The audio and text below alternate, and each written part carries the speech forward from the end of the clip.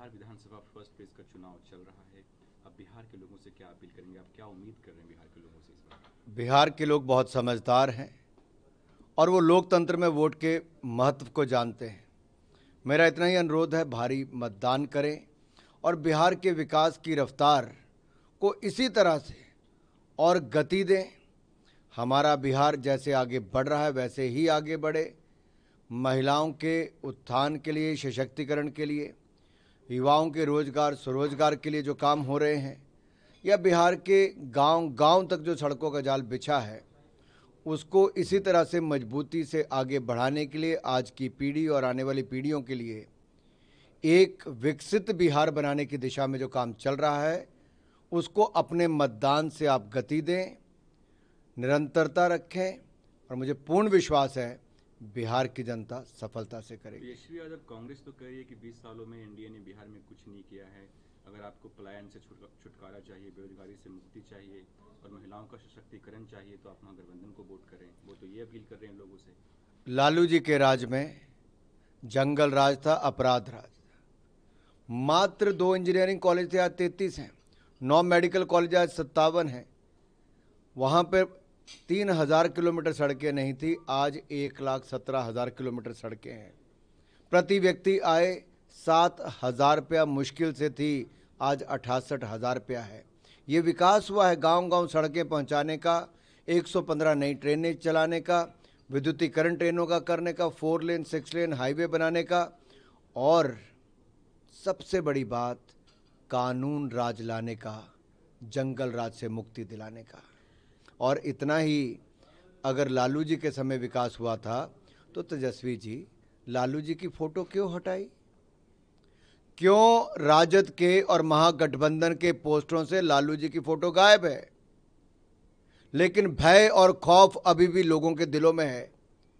राजद का खौफ आज भी, गुंडई दबंगई आज भी जनता के दिलो दिमाग पर है।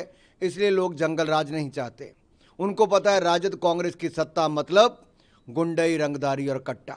नहीं चाहते कट्टा वापस, नहीं चाहते लूटपाट, नहीं चाहते अपराध, नहीं चाहते महिलाओं की असुरक्षा जो राजद के राज में थी।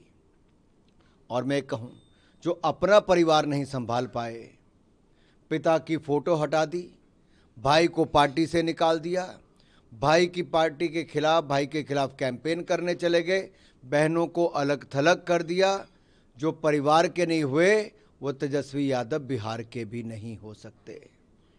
राहुल गांधी ने कल हाइड्रोजन बम फोड़ा है, ऐसा कांग्रेस के लोग कह रहे हैं। चुनाव से ठीक पहले, बिहार चुनाव से ठीक पहले हरियाणा में कैसे धांधली हुई है, वो आरोप लगा रहे हैं कि लगभग 25 लाख फेक वोटर्स ने कांग्रेस को हराया है, बीजेपी के पक्ष में वोट किया। राहुल जी हर बार चुनाव के हारने के बाद ठेकरा या इलेक्शन कमीशन पर या जनता पर फोड़ने का प्रयास करते हैं।